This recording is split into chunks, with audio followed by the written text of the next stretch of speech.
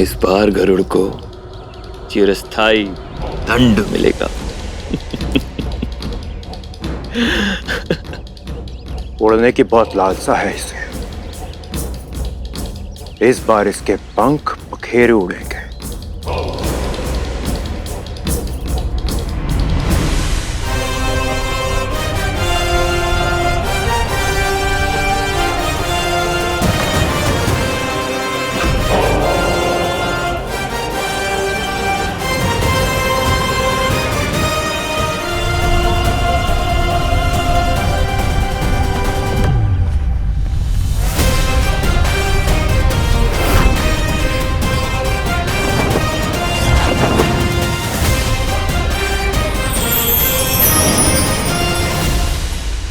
इस पर्वत पर निवास करने वाली महाशक्ति, मैं विंता पुत्र गरुड़ आपके सामने नतमस्तक हूं। आपके विश्राम में विघ्न डालने के लिए क्षमा प्रार्थी हूं। मैं अपनी गेंद लेने के लिए क्षण भर को इस पर्वत पर आना चाहता हूं। मुझे आज्ञा देकर मुझ पर कृपा करे देव। क्या तुम उड़ने की अपनी प्रवृत्ति छोड़ सकते हो विंतानंदन? उसी तरह मैं भी रक्त की ओर आकर्षित होने की अपनी प्रवृत्ति नहीं छोड़ सकता। इसीलिए यदि तुम रक्त बहाए बिना अपनी गेंद निकाल पाओ तो अवश्य निकाल लो, किंतु यदि मुझे रक्त की एक भी बूंद का आभास मिला तो मैं तुम्हें निकल जाऊंगा।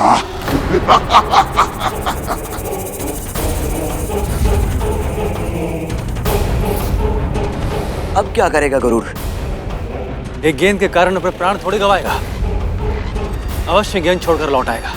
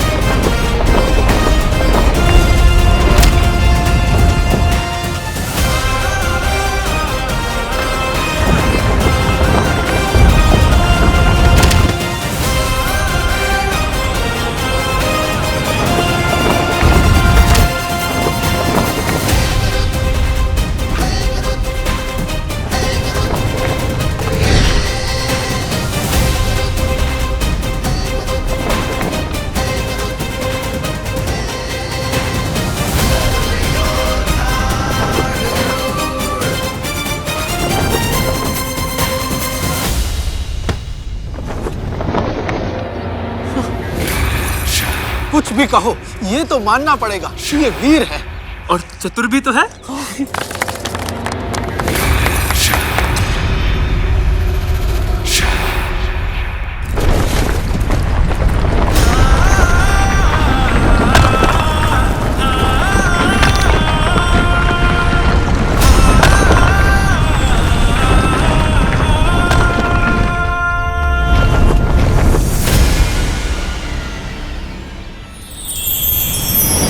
अब अवश्य ही ये सब प्रसन्न हो जाएंगे और मैं माँ की दास्ता के श्राप के विषय में इन सबसे प्रश्न पूछ पाऊंगा।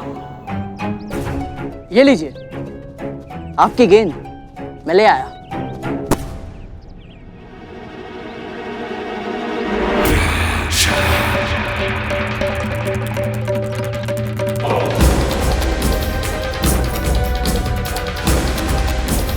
तुम्हें क्या लगा दासी पुत्र, तुम हमारे साथ खेल पाओगे?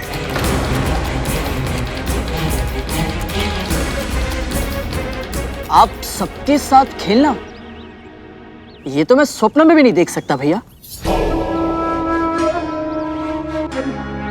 मैं तो बस आप सबकी सेवा करने का प्रयास कर रहा था।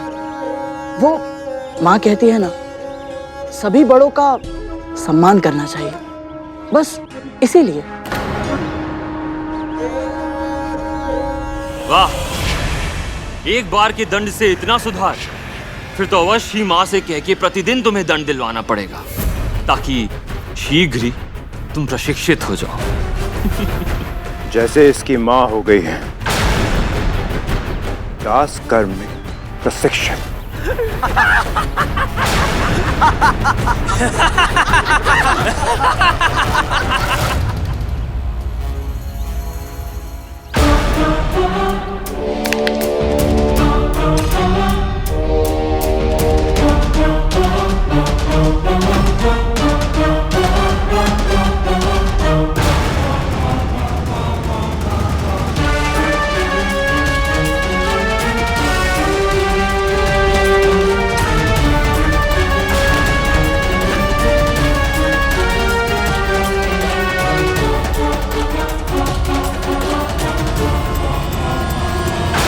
जब कभी तुझे क्रोध आए या मन विचलित हो जाए तो अपने गुरु का ध्यान धर।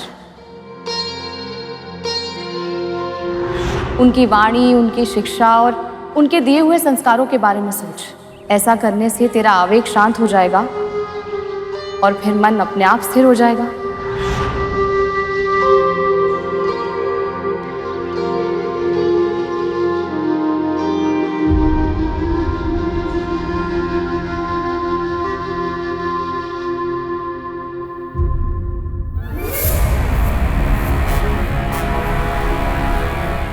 नहीं तक्षक भैया, मुझे प्रशिक्षण देने के लिए महारानी से कहकर दंड दिलवाने की आवश्यकता ही नहीं पड़ेगी, क्योंकि मैं तो स्वयं आप सभी बड़ों की सेवा करके पुण्य अर्जित करना चाहता हूँ।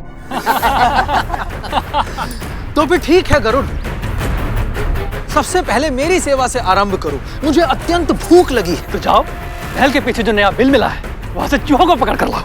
पर तुझसे बड़ा तो मैं हूँ, पहले तो इसे मेरी ही सेवा करनी होगी। करेगा धूमल, तेरी भी सेवा करेगा, लेकिन इससे पहले ये मेरे पैर दबाएगा।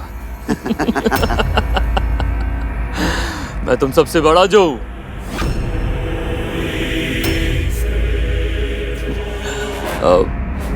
मेरा मतलब है तक्षक भैया के बाद। तो ये है माँ के अतीत के ताले की कुंजी, इसी से पूछता हूँ।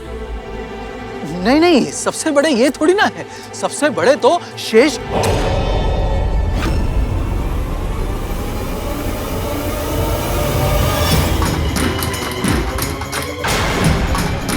भूख लगी थी ना तुझे? जा अपने पेट में कुछ डाल और अपनी बुद्धि में भी। जा।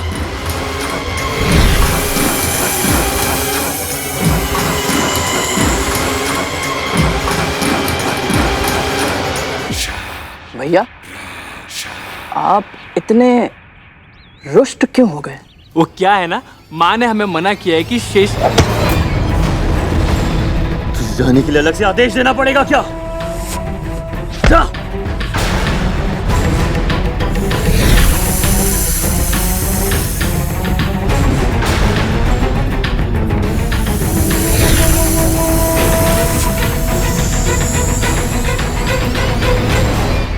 अब क्या करूं? तक्षक भैया से पूछूं? और ये दोनों अपने छोटे भाइयों को डांट क्यों रहे? अवश्य ही कोई तक्षक भैया से भी बड़ा है, सबसे बड़ा। किंतु कौन?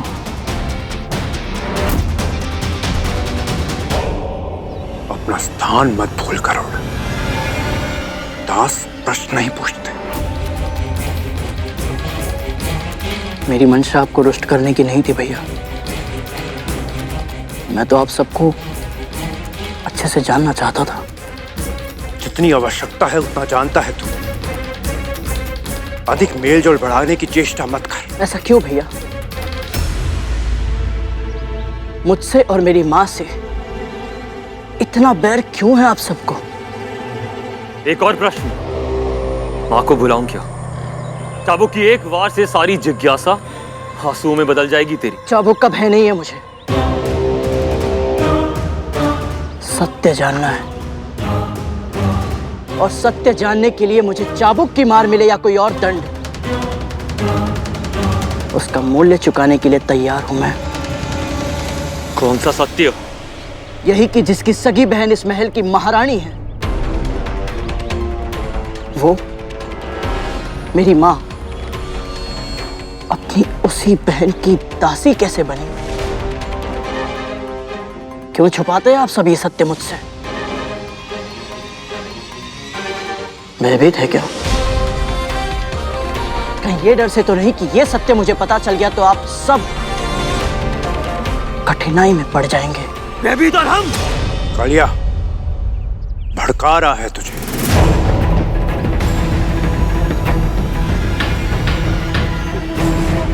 ताकि तू क्रोध में आके मूर्खता कर बैठे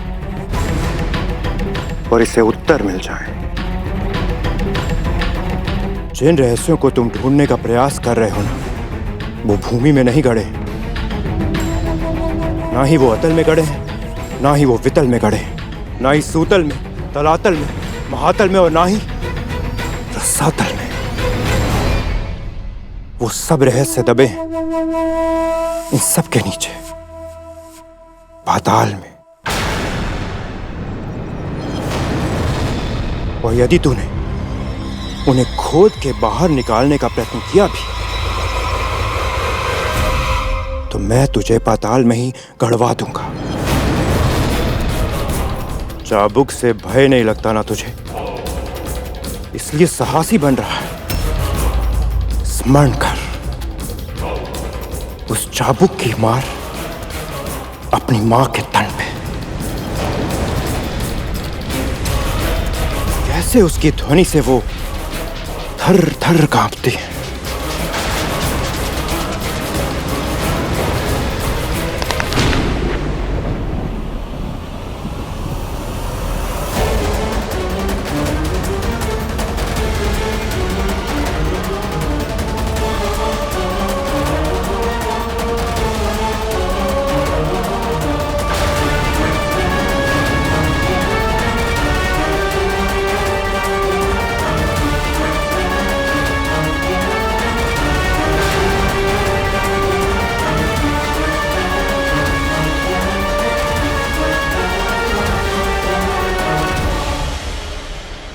सब व्यर्थ हो गया।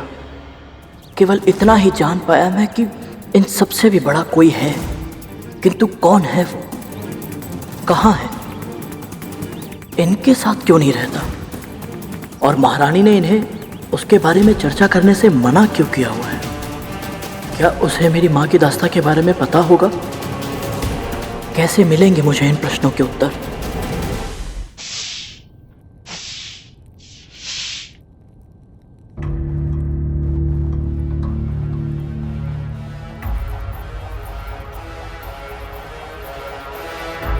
ओम विष्णुवे नमः, ओम विष्णुवे नमः, ओम विष्णुवे नमः, विष्णुवे नमः, ओम विष्णुवे नमः, ओम विष्णुवे नमः, ओम विष्णुवे नमः। दासी पुत्र होकर भी इतना शक्तिशाली होगा कल्पना नहीं की थी। क्यों धूमल? ये दोनों प्रशंसा कर रहे हैं। ऐसा क्या कर दिया गरुड़ ने? हाँ, तक तू शक्तिशाली है किंतु मूर्ख भी तो है। हमारी गेंद निकालने के लिए इतना बड़ा संकट मोल ले लिया। संकट? कैसा संकट? संकट को तो आप दोनों ने भी आमंत्रित कर लिया था। यदि तक्षक भैया और कालिया भैया समय पर आपको नहीं रोकते तो आप तो गरुड़ के सामने सारा सच उगल देते। आप व्यर्थ से परेशान हो रहे हैं, उसे कुछ पता नहीं चला है और ना ही कभी पता चलेगा। सच? क्या गरुड़ ने इन सबसे अतीत के बारे में जानने की चेष्टा की है? हमारे माँ के आदेश की अवहेलना करने का सामर्थ्य उसमें नहीं है सरकोटा।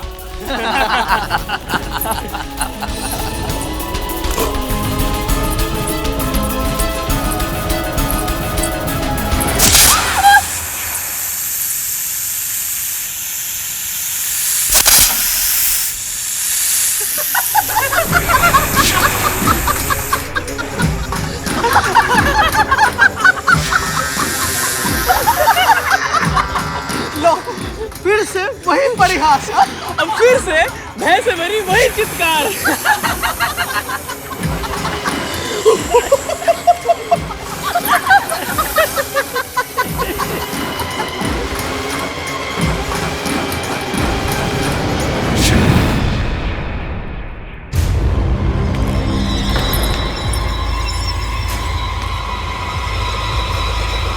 रहने दे कालिया।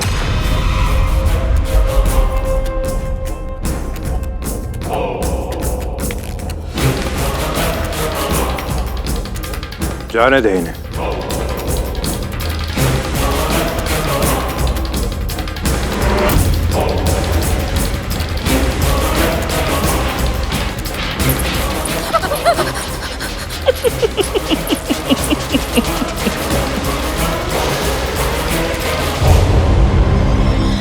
किसी को इतना भी मत डराओ कि उसका डर ही समाप्त हो जाए।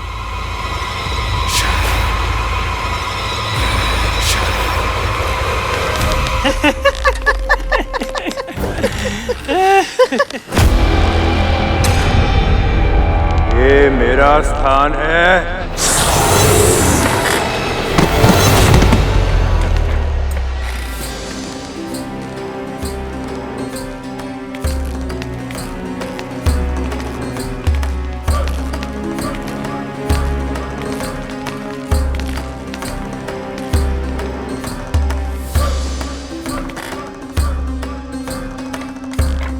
तक्षक भैया, ऐसा क्या विशेष है इस झूले में कि केवल आप ही यहाँ बैठ सकते हैं और कोई नहीं?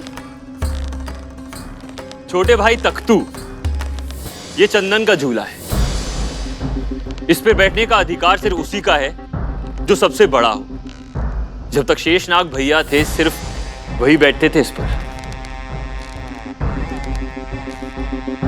और उनके वैकुंठ जाने के बाद ये स्थान वासुकी भैया को मिलता, किंतु वो भी शेषनाग भैया के साथ तपस्या में चले गए। तो इसीलिए ये अधिकार तक्षक भैया को मिलता है, और इनके बाद ये चंदन का झूला मुझे मिलेगा।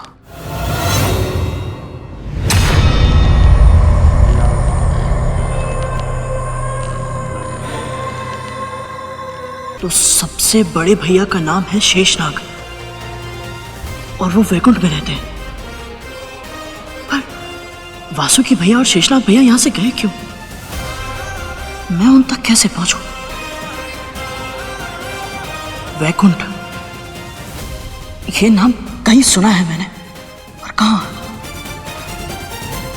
हाँ, मां के आराध्य श्री विष्णु वैकुंठ में ही तो रहते हैं। इसका अर्थ यह है कि मां मुझे वैकुंठ का मार्ग बता सकती है। ध्यान रहे, शेषनाग भैया की चर्चा गरुड़ के सामने फिर से कभी नहीं होनी चाहिए। यदि मां को यह बात पता लगी कि किसी ने भी ऐसा कुछ किया है तो उसके प्राण मैं भी नहीं बचा पाऊंगा।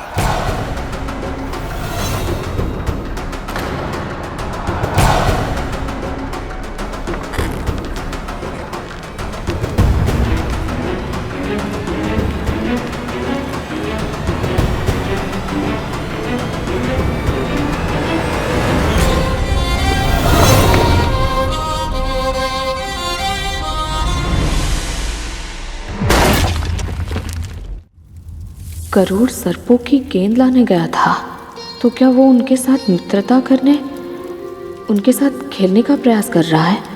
अच्छा ही है, भाई हैं वो उसके। किंतु सत्य तो ये है कि सर्पों के साथ मित्रता उसे हानि भी पहुंचा सकती है। कैसे समझाऊं उसे?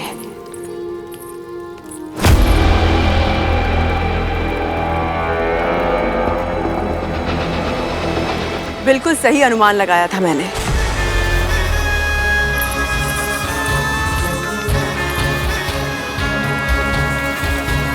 तुझे कैसे ज्ञात हुआ कि आज मेरा ये खाने का मन है? बचपन से ज्ञात है मुझे। सर्जन के फूल खिलते बाद में हैं, आपके मुख की भाव भंगिमा उनके स्वाद की कल्पना से ही बदल जाती है। सच कहा तूने। याद है कैसे सुबह से शाम हो जाती थी हमें फूल चुनते चुनते? और आधे से अधिक फूल तो चुनते चुनते ही चबा जाती थी आप, है ना?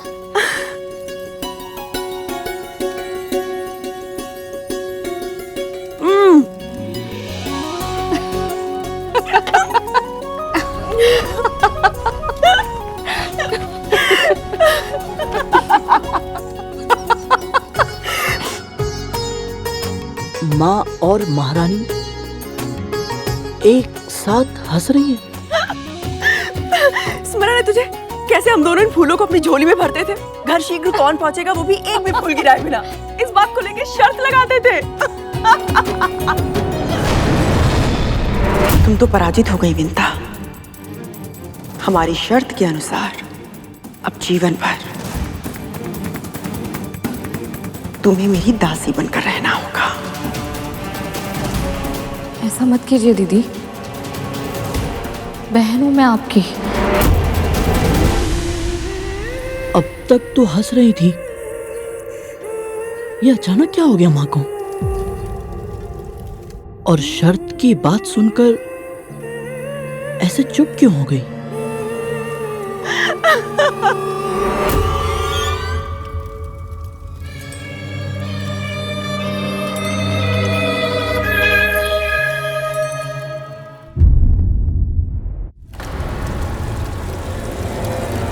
ध्यान कहाँ है तेरा? जला हुआ खाना खिलाएगी मुझे?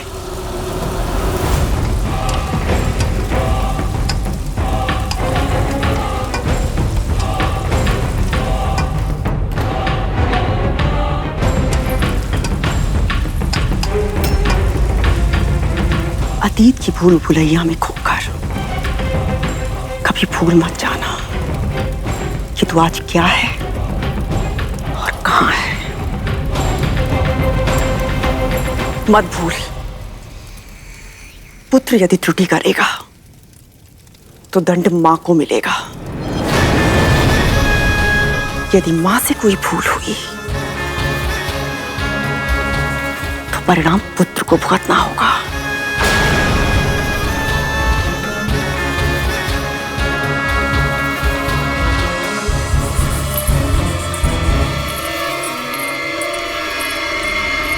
माँ और महारानी का एक साथ हंसना इस बात का प्रमाण है जो माँ ने मुझसे कही थी कि महारानी सदैव से ऐसी क्रूर नहीं थी।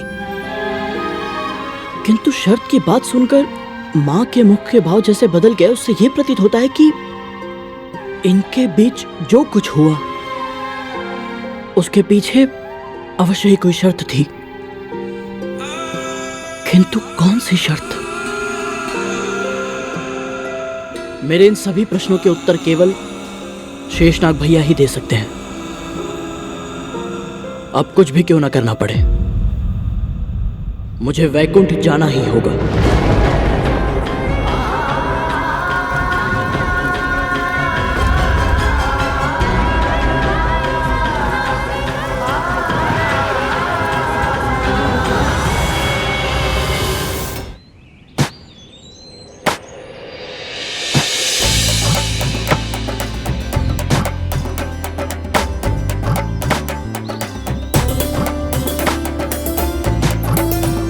क्या कर रहा है और क्या हाल बना लिया है अपना?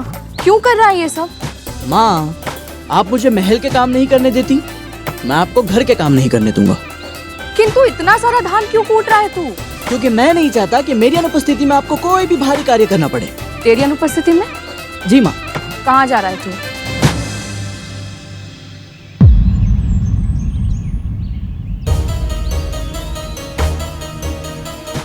गरुड़, मुझसे छुपा रहा है तू? बता क्या चल रहा है तेरे मन में?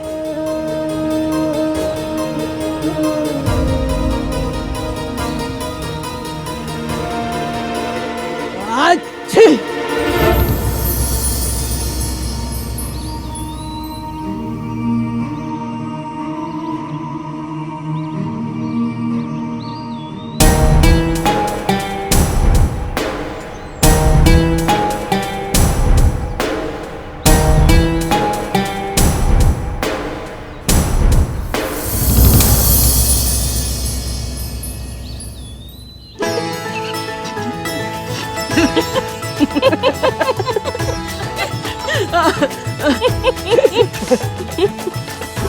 एक क्षण माँ। माँ, मुझे क्षमा करना।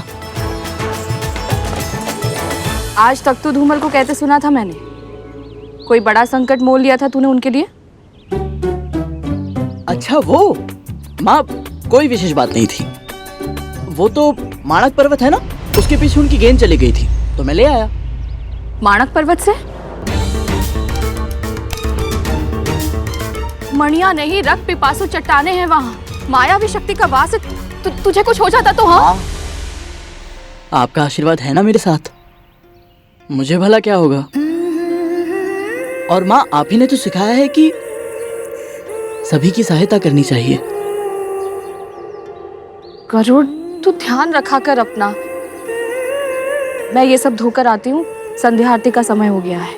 जी माँ।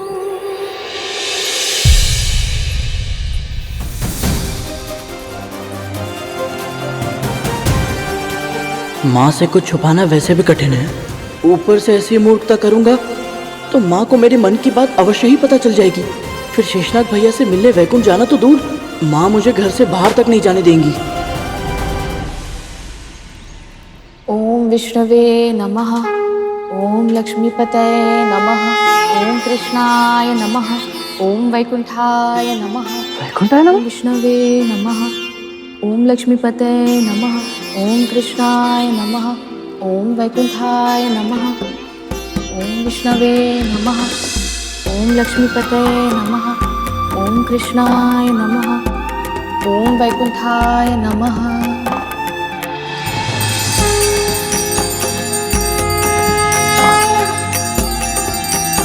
माँ,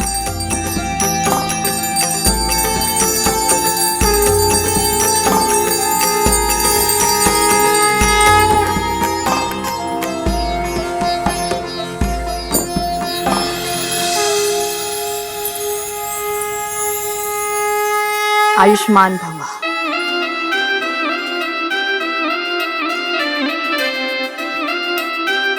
माँ, विष्णु जी वैकुंठ में रहते हैं ना? वैसे तो अपने भक्तों के हृदय में रहते हैं, किंतु हाँ, उनके निवास लोक का नाम तो वैकुंठ ही है। माँ, वहाँ और कौन कौन रहता है? क्यों पूछ रहा है ये सब? ऐसे ही माँ।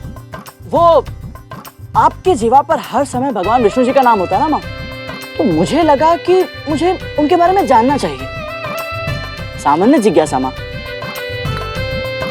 सामान्य जिज्ञासा। सामान्य जिज्ञासा है या कोई विशेष बात है? विशेष बात क्या हो सकती है माँ? माँ, मेरे मस्तिष्क में तो आठों प्रहर केवल एक ही बात चलती है। मैं ऐसा क्या करूं जिससे आप और अधिक प्रसन्न हो? क्योंकि आप विष्णु जी का नाम हर समय लेती है, उसमें मग्न रहती है माँ, तो मुझे लगा मुझे उनकी और उनके मार्ग पर चलना चाहिए। बड़ा समझदार हो गया है मेरा पुत्र। वैकुंठ प्रभु विष्णु और देवी श्री लक्ष्मी का निवास स्थान है।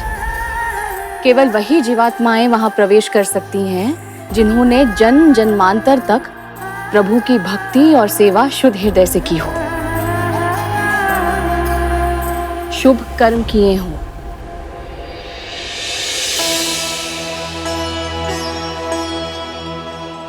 यदि शेषनाग भैया वैकुंठ में हैं, इसका अर्थ है उन्होंने अवश्य ही शुभ कर्म किए होंगे। तब तो वो निश्चित ही माँ को दास्ता से मुक्ति दिलाने में मेरी सहायता करेंगे। माँ, माँ, माँ, ये माँ, वैकुंठ है कहाँ? कितनी दूर है? और वहां कैसे जा सकते हैं माँ? ये सब तुझे क्यों जानना है? ऐसे ही वो मन में प्रश्न आया तो पूछ लिया। और माँ, जब से आपने मुझे अपने अतीत के बारे में पूछने से मना किया है ना, मस्तिष्क में कुछ ना कुछ चलते ही रहता है। अब आपको नहीं बताना तो रहने दीजिए।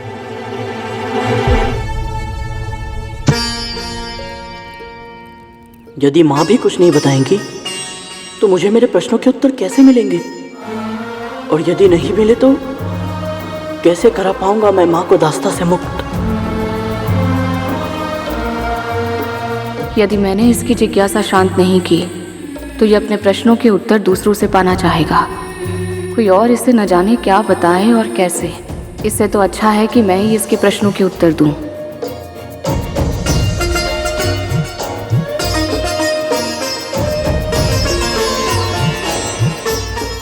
गरुड़, केवल वैकुंठ ही क्यों, संसार के सभी लोगों के बारे में बताऊंगी मैं तुझे।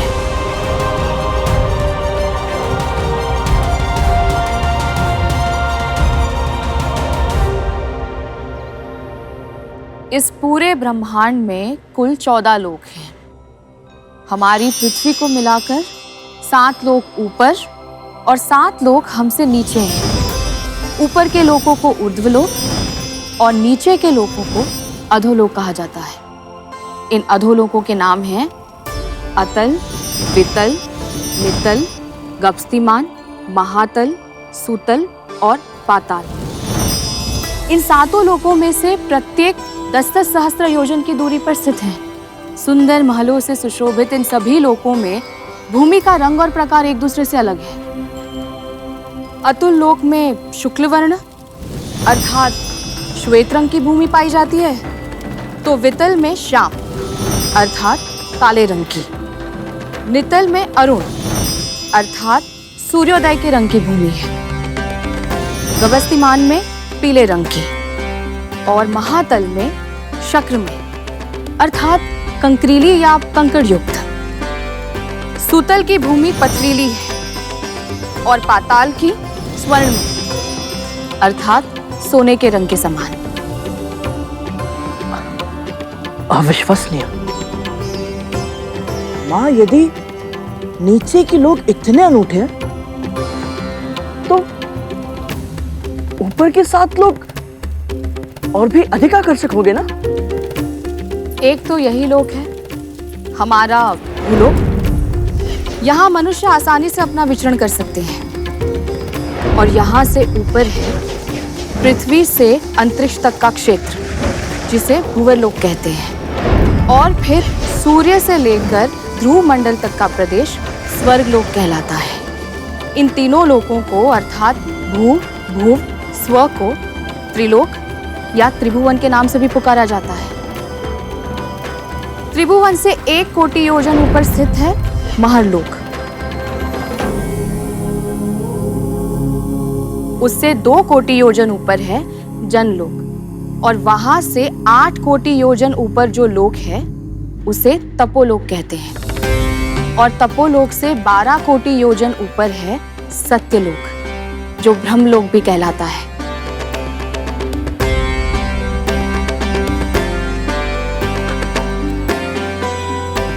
अद्भुत माँ, अद्भुत। किंतु माँ, इनमें तो वैकुंठ लोक है ही नहीं। वो कहाँ है माँ? सृष्टि के सभी 14 लोकों से ऊपर हर प्रकार के सुख दुख जीवन मरण से दूर है कैलाश लोक, जहाँ महादेव शिव शंकर का वास है। ओम नमः शिवाय।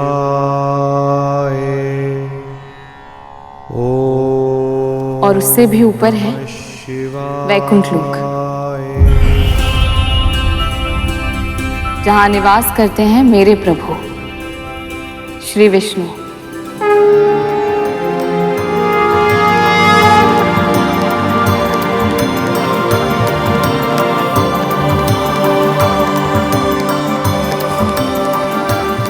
वैकुंठ का रास्ता संभवतः माँ को पता होगा। माँ, तो इसका अर्थ ये है माँ कि इन 7 लोगों को पार करने के बाद वैकुंठ जा सकते हैं।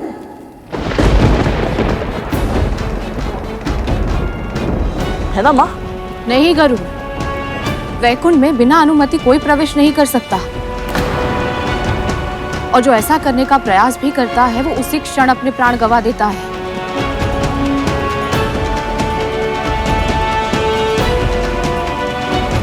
किंतु माँ, मेरी बात। विंता!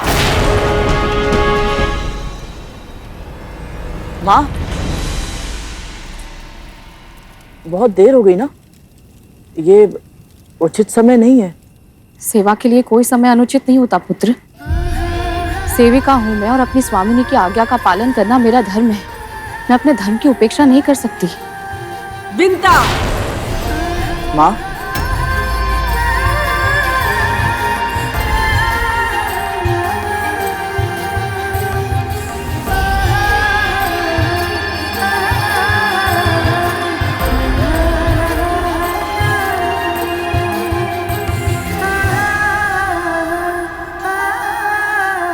क्या हुआ?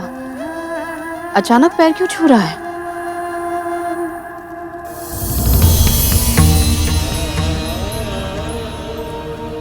आशीर्वाद दीजिए माँ कि मैं आपके आदर्शों को सदैव स्मरण रख पाऊं, क्योंकि यदि मैं आपके संस्कारों को भूल गया माँ, तो मैं अपने उद्देश्यों में सफल कैसे हो पाऊंगा? मेरी डांट से भावुक हो गया है? तूने ही तो कहा था कि माँ का आशीर्वाद सदैव अपने पुत्र के साथ होता है। चिंता मत कर, तुझे अपने संस्कार सदैव स्मरण रहेंगे और तू अपने प्रत्येक उद्देश्य में पूरी तरह सफल होगा।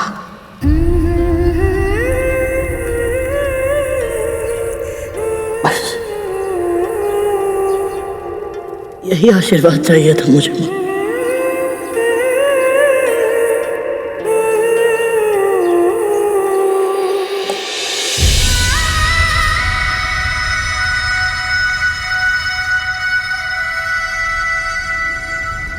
विंता, सुनाई नहीं देता? कब से पुकार रही हूं मैं।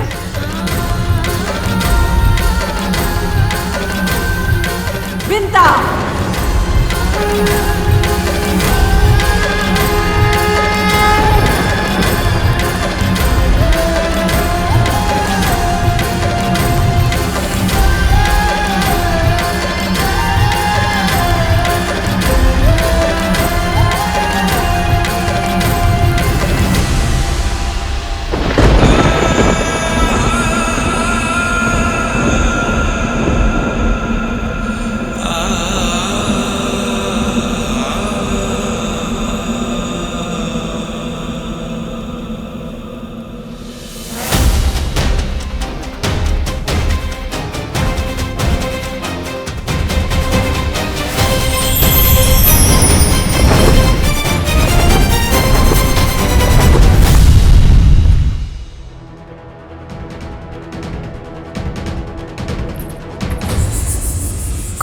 कुछ हुआ क्या महारानी? ये तो तू बताएगी ना। तेरे पुत्र को जो दंड दिया था उसका कुछ लाभ हुआ है नहीं? मेरे पुत्रों के कक्ष में मैंने आने से उसे मना किया था। पर वो यहाँ नहीं आया है महारानी। इस कक्ष में ही नहीं, महल में भी प्रवेश नहीं किया है उसने। तो ये क्या है?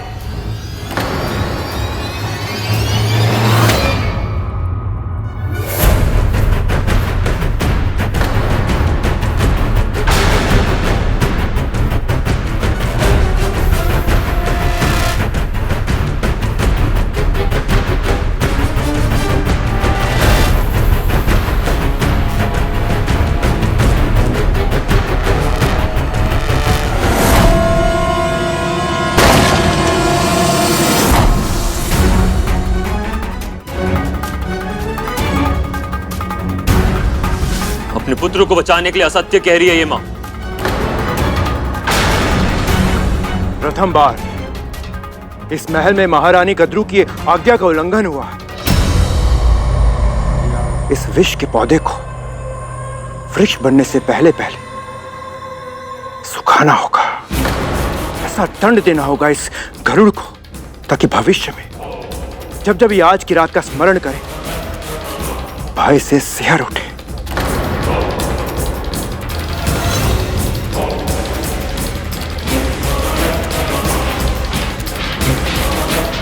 मेरा विश्वास कीजिए महारानी, गरुड़ ने कुछ नहीं किया है। ये पंख अवश्य ही वायु के साथ उड़कर यहाँ आ गया होगा। मैं अभी इसे हटा देती हूँ। इस पंख ने हमारा झूला तोड़ा है। मैं स्वयं इसे ठीक कर दूंगी, फिर से पहले जैसा बना दूंगी।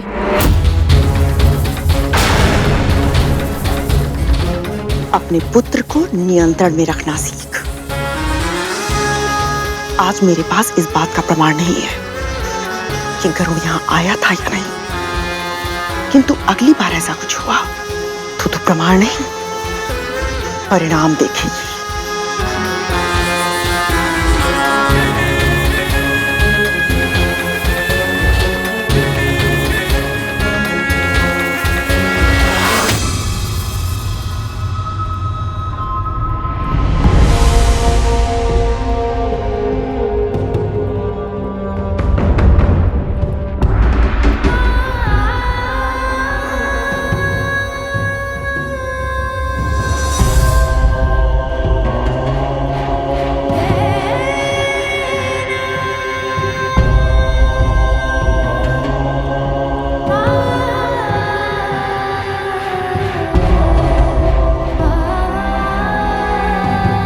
गरुड़,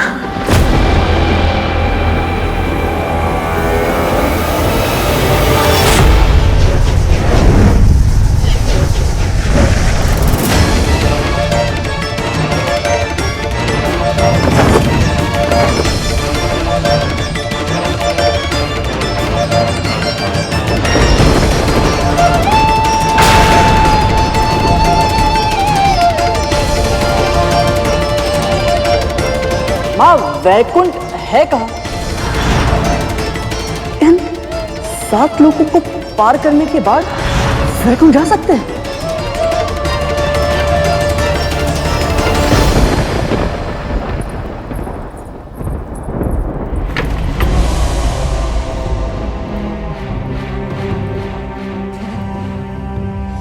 मैं नहीं चाहता कि मेरी अनुपस्थिति में आपको कोई भी भारी कार्य करना पड़े। कहाँ जा रहा है तू?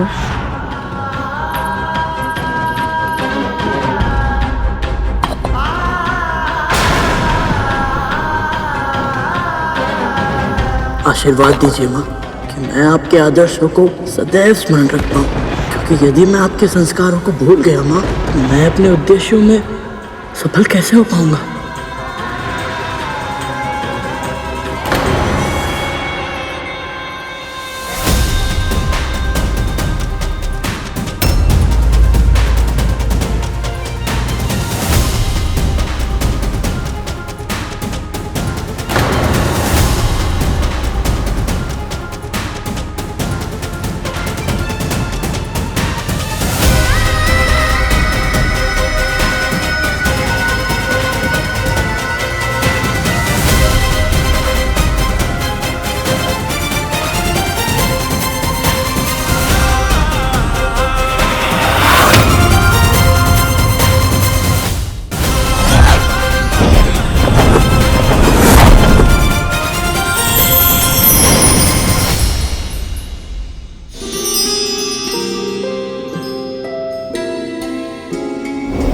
उत्तर की दिशा में सर्वाधिक चमकने वाला तारा है ध्रुव तारा। भगवान विष्णु के सबसे बड़े भक्तों में से एक श्री ध्रुव के नाम पर रखा गया है इसका नाम। वो देख,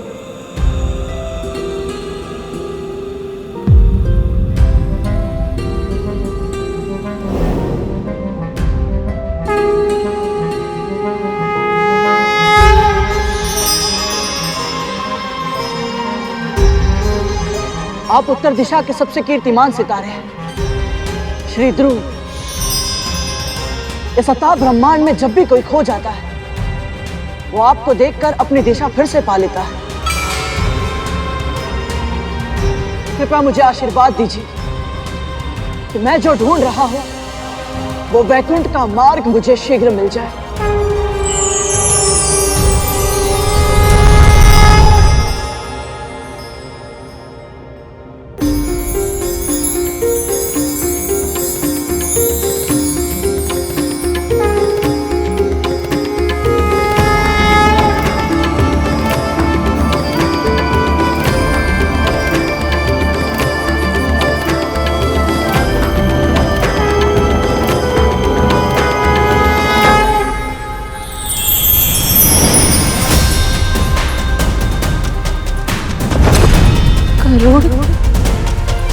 कहाँ है तू?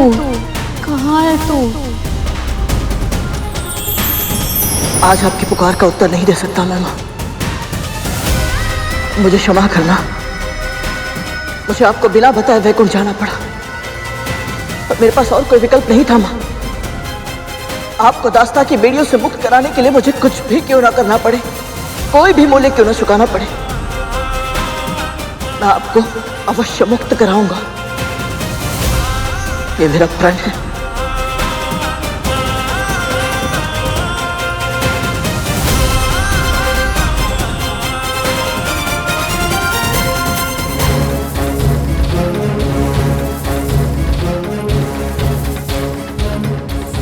मैं आपसे विनती करती हूँ महारानी, मुझे बता दीजिए मेरा पुत्र कहाँ है, उसे मुझसे मत छीनिए।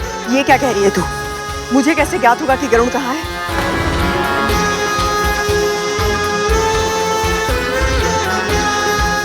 उठ जा, उठ। अब बता क्या हुआ है? चारों ओर देख लिया, कोना कोना छान लिया, किंतु गरुड़ कहीं नहीं है। यहीं कहीं गया होगा, आ जाएगा वो। कहीं भी हो, मेरी पुकार सुनते ही क्षण भर में लौट आता है वो, किंतु आज उसे पुकारते पुकारते मेरा कंठ बैठ गया, मेरा पुत्र नहीं आया। मुझे डर लग रहा है महारानी, कहीं वो किसी ऐसे स्थान पर तो नहीं चला गया जहाँ उसे अपनी माँ की पुकार सुनाई ना दे रही हूँ। ऐसा कौन सा स्थान हो सकता है?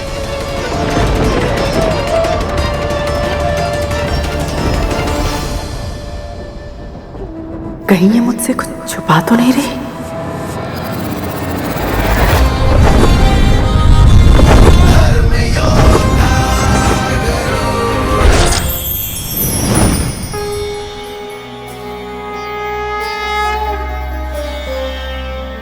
आपके दर्शन करके मैं धन्य हुआ।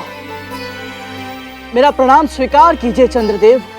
तुम असंभव को संभव बनाना चाहते हो गरुड़, किंतु जिस कारण से तुमने इतनी कठिन यात्रा करने की ठानी है वो अत्यंत पवित्र है, इसलिए मैं तुम्हें आशीर्वाद देता हूँ। विजय भव। धन्यवाद चंद्रदेव।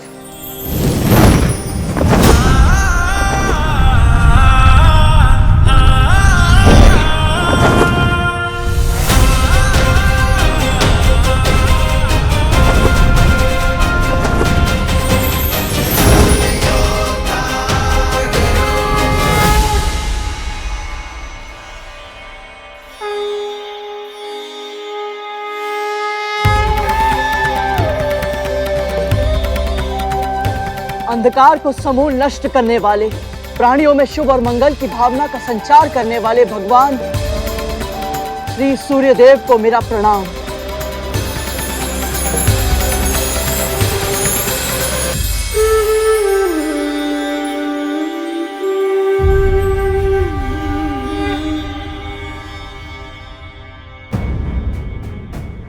ये तो गरुड़ है, मेरा छोटा भाई।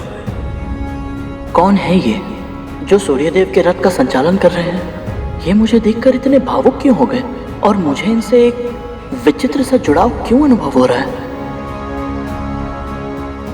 लगता है तुम्हारा उचित स्थान यहाँ नहीं कहीं और है। क्षमा करें सूर्यदेव, किंतु मैंने प्रण लिया है कि जब तक मैं वो कारण पता नहीं लगा लेता जिसके लिए मेरी मां को अपना जीवन दासी बनकर व्यतीत करना पड़ रहा है, मैं उन्हें अपना मुख नहीं दिखाऊंगा। पुत्र हो तो ऐसा।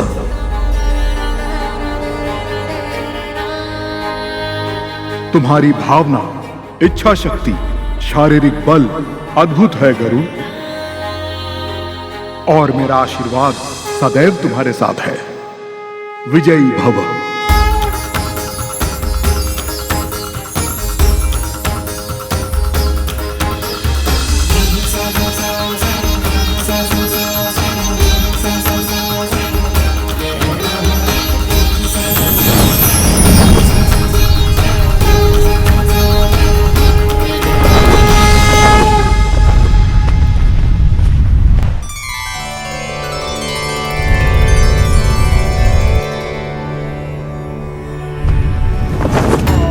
स्वर्ग इतना सुंदर स्थान है पुत्र, कोई एक बार वहां चला जाए तो फिर कभी वहां से बाहर आना ही नहीं चाहता।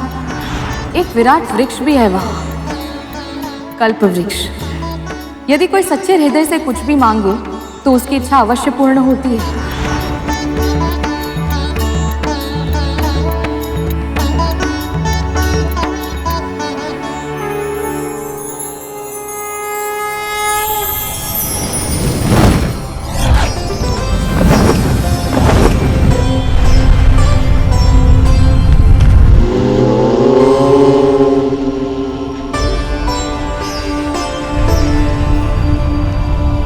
भूलोक के ऊपर तीसरा लोक है महरलोक। श्वेत धवल हिम से ढके जाने कितने ही विशाल पर्वत हैं वहाँ, जिनकी घाटियों और कंदराओं में अनेक ऋषि मुनि और योगी सैकड़ों वर्षों से गहन तपस्या में मग्न हैं।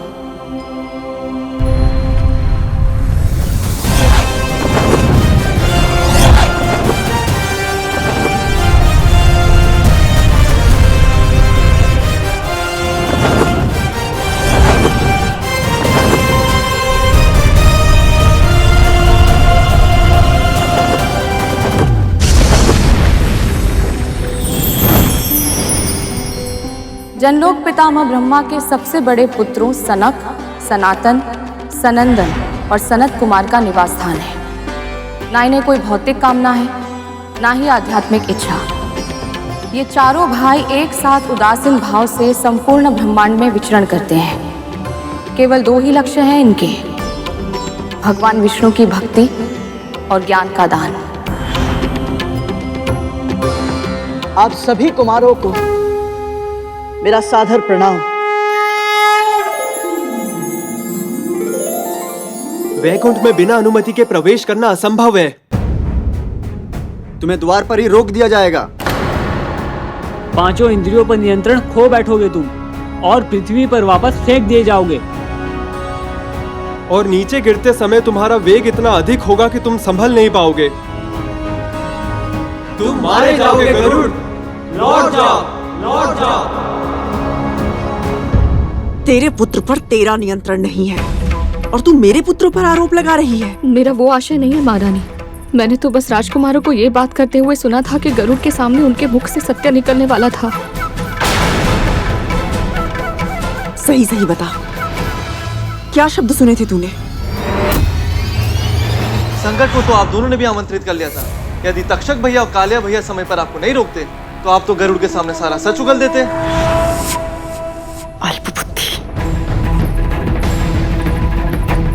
गरुड़ को हमारी शर्त के बारे में नहीं पता था, इसलिए मेरा मन कहता है वो कहाँ हो सकता है ये जानने के लिए हमें आपके पुत्रों से बात करनी ही होगी। अगर अपना भला चाहती है तो प्रार्थना कर कि गरुड़ को कुछ न पता चला हो, वो किसी सामान्य कार्य से गया हो और शीघ्र ही लौट आए।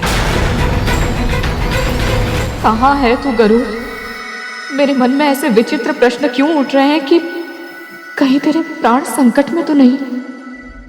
तुम मारे जाओगे गरुड़।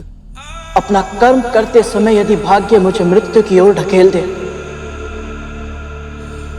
वैसे मृत्यु भी मुझे सहर्ष स्वीकार है ऋषिवर। और वैसे भी यदि मैं अपनी मां को दास्ता की बेड़ियों से मुक्त नहीं करा पाया तो मेरे जीवन का क्या ही लाभ। तुम्हारी मातृभक्ति अद्भुत है गरुड़। हम तुम्हें आशीर्वाद देते हैं गरुड़। विजयी भव, विजयी भव।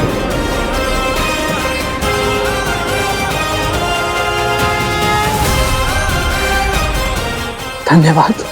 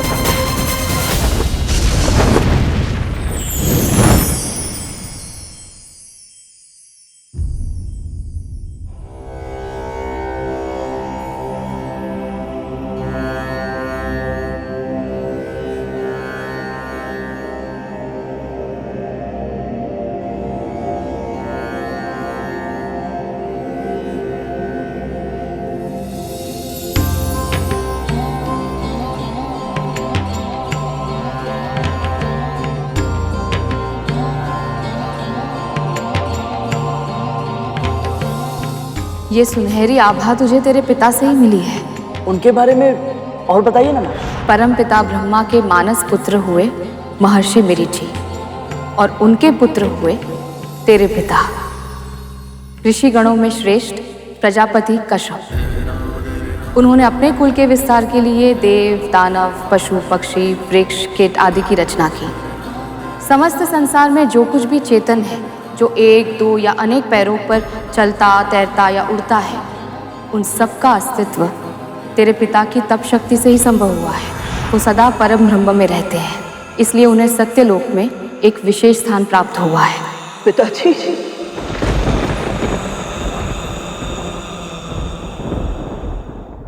अथाह लाड़ किया मैंने, त्रुटियों को अनदेखा किया और अपराधों को क्षमा किया है, किंतु इसका अर्थ ये नहीं कि तुम सब अपनी सीमा लांघो। इस महल के कुछ नियम हैं और उन सब नियमों का पालन तुम सबको करना पड़ेगा, क्योंकि कुछ रहस्य ऐसे होते हैं जिन्हें सदैव चुप्पी की चट्टानों के नीचे दबाए रखना चाहिए, क्योंकि जब उन्हें बाहर आने का अवसर मिलता है तो वो रहस्य अकेले बाहर नहीं लाते, तो अपने साथ लाते हैं सर्वनाश।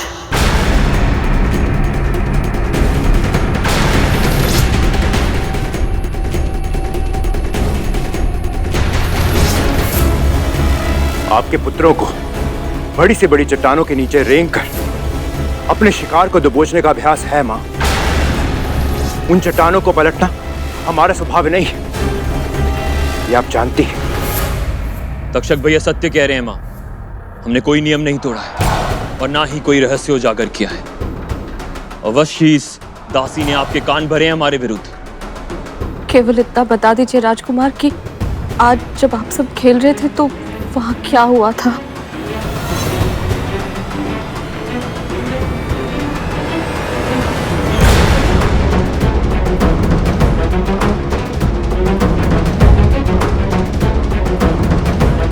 मैं बताता हूं मां।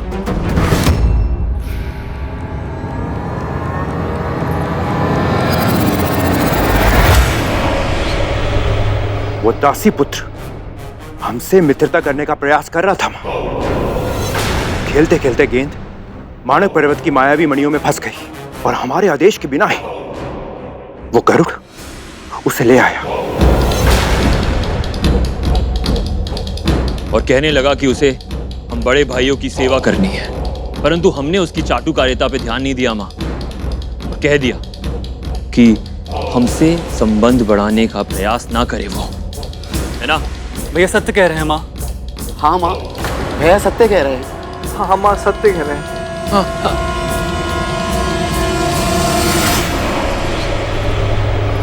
ठीक से स्मरण करो, इसके अतिरिक्त कोई और बात तो नहीं हुई थी ना? नहीं माँ, नहीं माँ, नहीं माँ, नहीं। सुन लिया?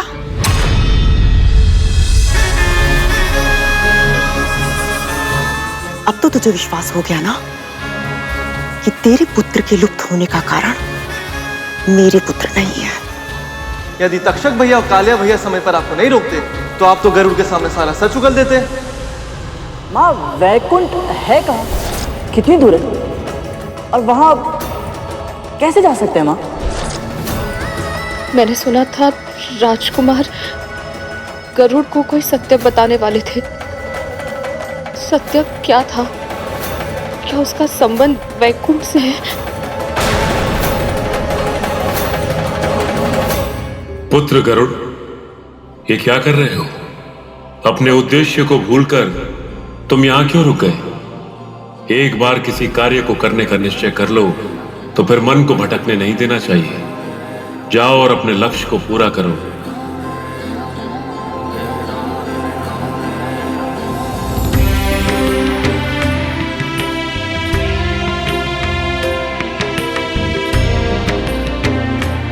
मैंने आज तक माँ का त्याग देखा था, आज आपकी तपस्या भी देख ली।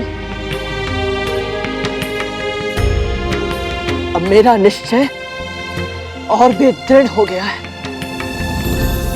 मैं ऐसा पुत्र बनूंगा जिस पर आप दोनों को गर्व होगा।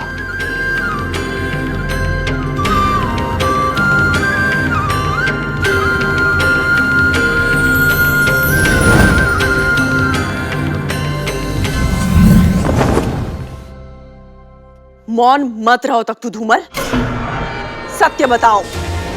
माँ, वो वहाँ बड़े भैया की बात चली थी तो हमारे मुख से शेषनाग भैया का नाम निकलने वाला था माँ, पर नहीं निकला। पर गरुड़ को कुछ भी पता नहीं चला था। हाँ, और फिर यहाँ वापस आकर इसी कक्ष में इसी झूले पे बैठ के तक्षक भैया ने हमें चेतावनी दी थी कि फिर कभी गरुड़ के सामने शेष भैया का नाम ना ले। शेषनाग भैया की चर्चा गरुड़ के सामने फिर से कभी नहीं होनी चाहिए। मूर्ख हो तुम सब। इस महल के ऊपर बैठकर उसने सब कुछ सुन लिया और तुम लोगों को अंदेशा तक नहीं हुआ।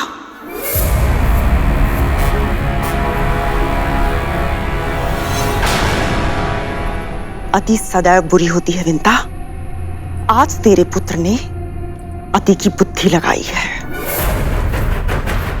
और अब वो अति का साहस दिखाने का प्रयास कर रहा है। उसे क्या लगता है शेषनाग से सत्य निकलवाना इतना आसान है? मिलना तो दूर, वो वैकुंठ के द्वार तक नहीं पहुंच पाएगा।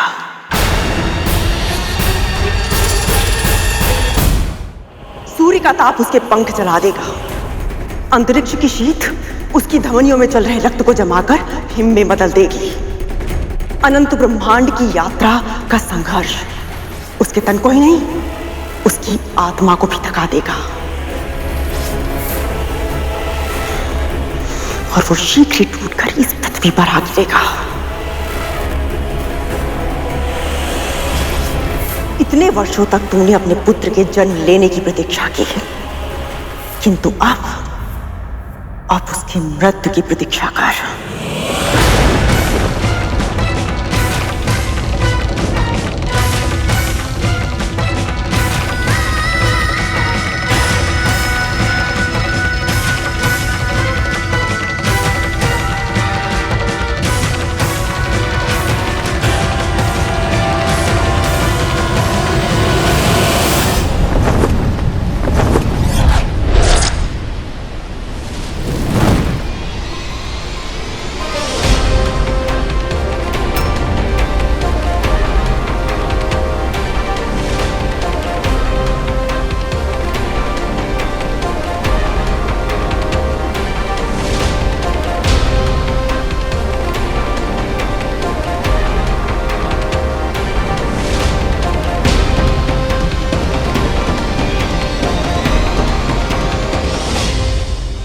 विरजा नदी उल्टी बहती है, वही वैकुंठ से पहले अंतिम अवरोध है।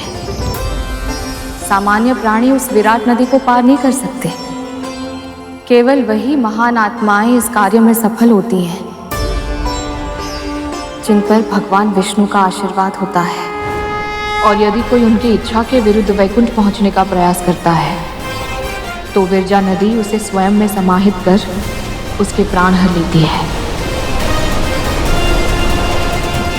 परिणाम चाहे जो भी हो, किंतु मैं अपने प्रश्नों के उत्तर लिए बिना नहीं जाऊंगा। मां की स्वतंत्रता मेरे प्राणों से अधिक मूल्यवान है।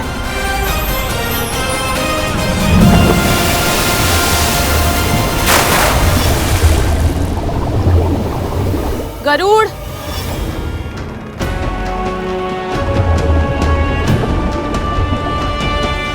गरुड़, गरुड़ मुझे छोड़कर नहीं जा सकता। मेरा पुत्र तो मेरे मन की बात बिना कहे ही जान जाता है, तो वो मुझे छोड़कर कैसे जा सकता है? गरुड़, पुत्र कहाँ है तू?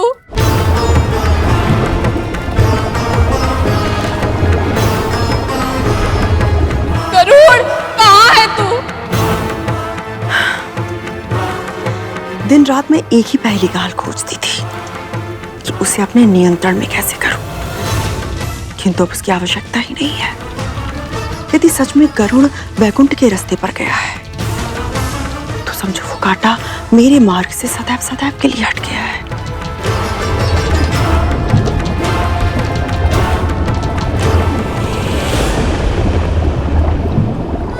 क्या मेरे मन की पीड़ा का आभास नहीं हो रहा है तुझे पुत्र? तू जहां भी है लौट कर आजा गरुड़। तेरे बिना मेरा जीवन व्यर्थ है। अपनी माँ की पीड़ा का आभास क्यों नहीं हो रहा है तुझे? क्या मेरी पुकार तेरे हृदय तक नहीं पहुंच रही है गरुड़?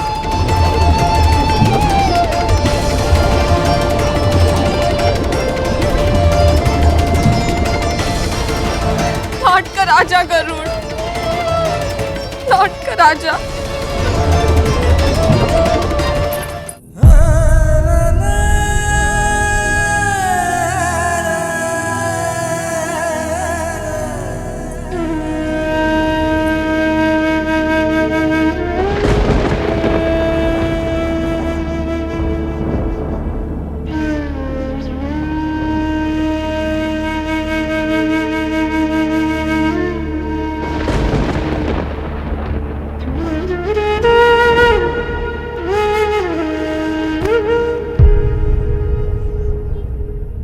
आप तो दया निधान है प्रभु, संकट में अपनी भक्त का साथ मत छोड़िए। मैं अपने पुत्र के बिना जीवित नहीं रह सकती। श्री विष्णु, मेरे गरुड़ की रक्षा कीजिए, मेरे पुत्र की रक्षा कीजिए, रक्षा कीजिए मेरे पुत्र की। ओम विष्णुवे नमः।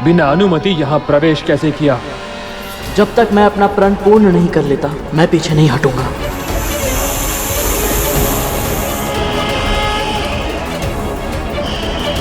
ओम विष्णुवे नमः, ओम विष्णुवे नमः, ओम विष्णुवे नमः।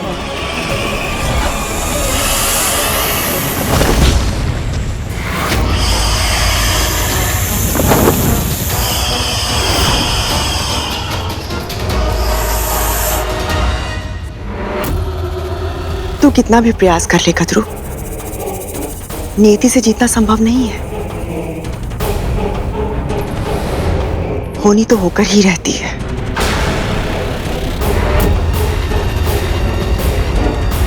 पर सच में कहीं गरुड़ सारे संकटों को पार कर सच्चाई जान गया तो? मैं महर्षि कश्यप की पत्नी विद्या समस्त जग के पालन श्री विष्णु का आह्वान करती हूँ। यदि मैंने आपकी आराधना सच्चे हृदय से की है, यदि आपकी भक्ति का तनिक भी पुण्य मैंने अर्जित किया है, यदि कभी भी मन से, वचन से या कर्म से परोपकार किया है, तो आज मुझे उसका फल दीजिए प्रभु। मेरे पुत्र की रक्षा कीजिए, मेरे गरुड़ की रक्षा कीजिए।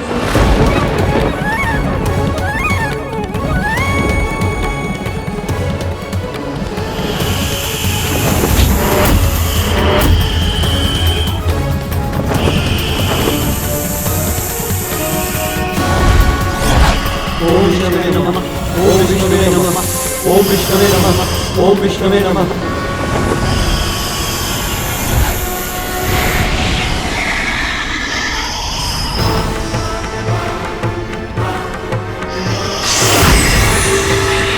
उसकी सहायता कीजिए प्रभु,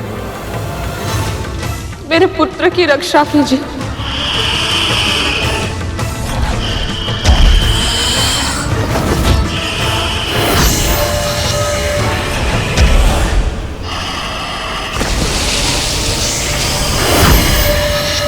उसने आपके धाम वैकुंठ में प्रवेश करने का प्रण लिया है, इसके लिए उसे दंड मत दीजिए। अपनी भक्त की पुकार सुनिए श्री विष्णु, उसकी रक्षा कीजिए।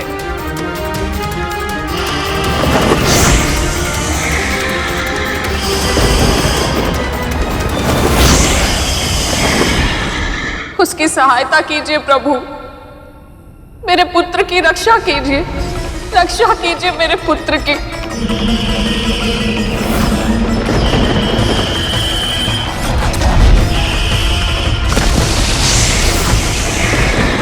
श्री विष्णवे नमः, श्री विष्णवे नमः, श्री विष्णवे नमः, श्री विष्णवे नमः, श्री विष्णवे नमः, श्री विष्णवे नमः, श्री विष्णवे नमः, श्री विष्णवे नमः, श्री विष्णवे नमः, श्री विष्णवे नमः, श्री विष्णवे नमः, श्री विष्णवे नमः, श्री विष्णवे नमः, श्री विष्णवे नमः।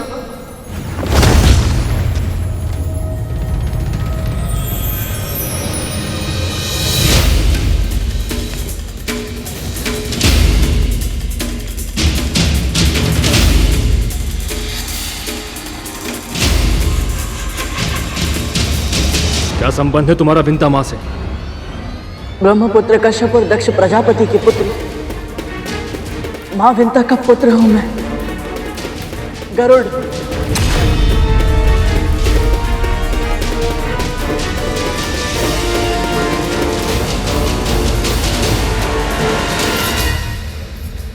ओम विष्णुवे नमः, ओम विष्णुवे नमः, ओम विष्णुवे नमः, ओम विष्णुवे नमः, ओम विष्णुवे नमः, ओम विष्णुवे नमः, ओम विष्णुवे नमः, ओम विष्णुवे नमः, ओम विष्णुवे नमः, ओम विष्णुवे नमः।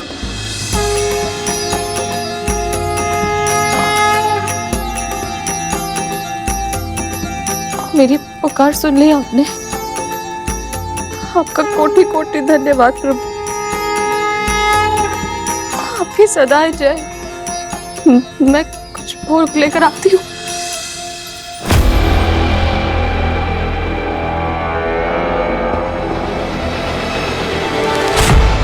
तेरा पुत्र जीवित है, इसका अर्थ ये नहीं कि वो जीवित लौट भी पाएगा। दीदी, महारानी ऐसा मत कहिए। आपको जो दंड देना है आप मुझे दीजिए, अपने क्रोध का पात्र मेरे पुत्र को मत बनाइए। संसार का नियम है, हर कर्म का प्रतिकर्म होता है। तूने अगर अपने पुत्र गरुड़ को वैकुंठ का रास्ता बताया है तो ये तेरा कर्म था, फल तो भुगतना ही होगा। यदि सच में तेरा पुत्र गरुड़ वैकुंठ गया है तो उसकी मृत्यु की उत्तरदायी तू स्वयं होगी। भले ही तेरा पुत्र भी जीवित हो, किंतु इससे पहले कि वो मेरे या मेरे पुत्रों के लिए संकट बने, मैं स्वयं उसे मृत्यु के घाट उतार दूंगी। सदा सदा के लिए वैकुंठ भेज दूंगी गरुड़ को।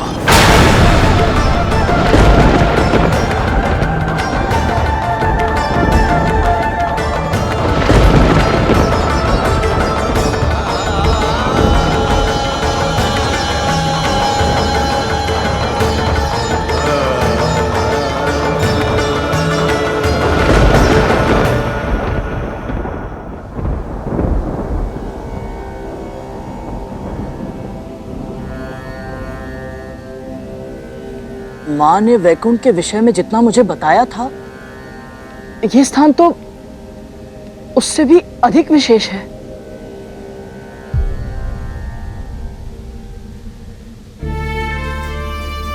किंतु यही कहना चाहते हो ना? किंतु हाँ, किंतु यहाँ कोई दिखाई क्यों नहीं दे रहा? सब श्रीहीन सा लग रहा है। भैया, प्रभु विष्णु और माँ लक्ष्मी कहाँ हैं?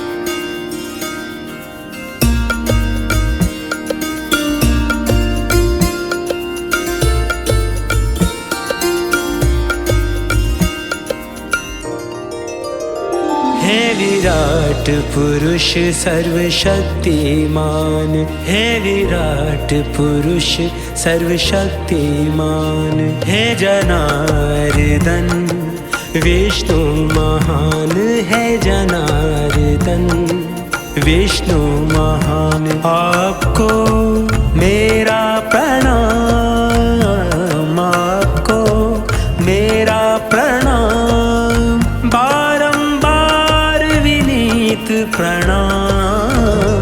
है विराट पुरुष सर्वशक्तिमान, है विराट पुरुष सर्वशक्तिमान।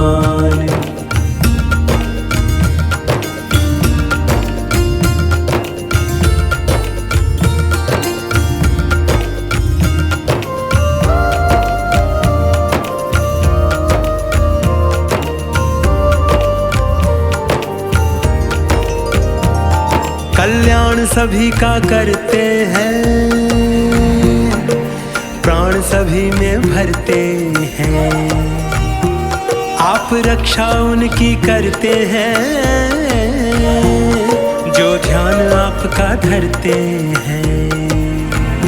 14 भुवन में न्यारा सबसे उत्तम आपका धाम है। विराट पुरुष सर्वशक्तिमान है, विराट पुरुष सर्वशक्तिमान।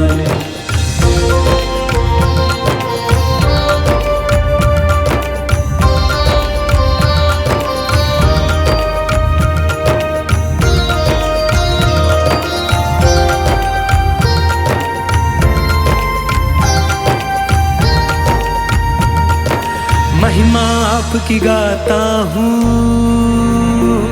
चरणों में शीश नवाता हूँ।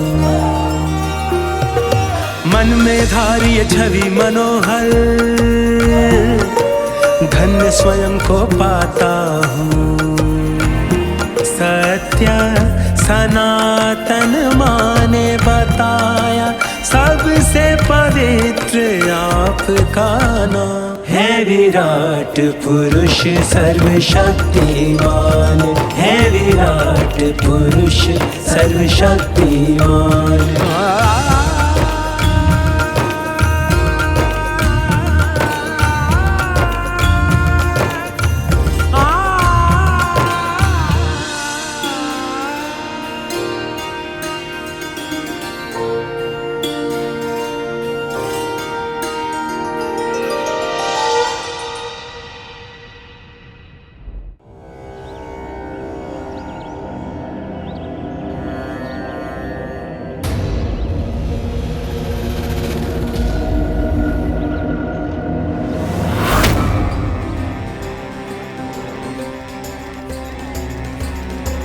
पुत्र के वियोग में कहीं इसने अपना मानसिक संतुलन तो नहीं खो दिया? हाँ, एक साथ हंस भी रही है और रो भी रही है। ये कैसे विचित्र स्थिति है, कुछ समझ नहीं आता कालिया भैया। विचित्र बात तो ये है कि आज दासी माँ पर हमारे होने का कोई प्रभाव नहीं पड़ा। डराने की हमारी युक्ति पुरानी हो गई है भैया। क्या बक रहा है? सत्य ही तो कह रहा है धूमल। अवश्य उस दासी पुत्र ने कुछ ना कुछ तो ऐसा किया है जिससे ये प्रसन्न भी है और दुखी भी। कहीं वो शेषनाग भैया तक तो नहीं पहुंच गया?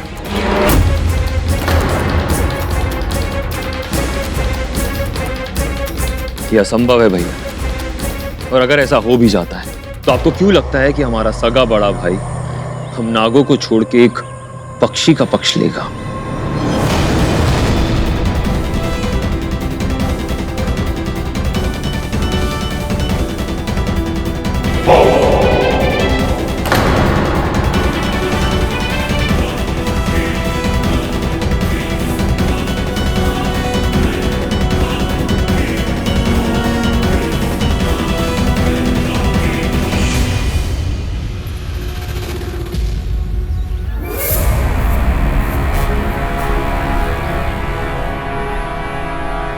यदि गरुड़ अपने भाई अनंत को मिलने में सफल हो गया तो उसे अतीत का सत्य पता चल जाएगा। जो प्रश्न उसके सुख चैन पर कुंडली मारकर बैठे हैं उनके उत्तर मिल गए तो मेरा सत्य आज मेरे ही पुत्र के प्राणों का शत्रु बन गया है। अपनी त्रुटियों के कारण अपने पहले पुत्र अरुण को तो कष्ट का भागी बना चुकी हूं मैं। अब गरुड़ को भी मेरे पापों का दंड भुगतना होगा। नहीं, मैं ऐसा नहीं होने दे सकती, किसी भी मूल्य पर नहीं।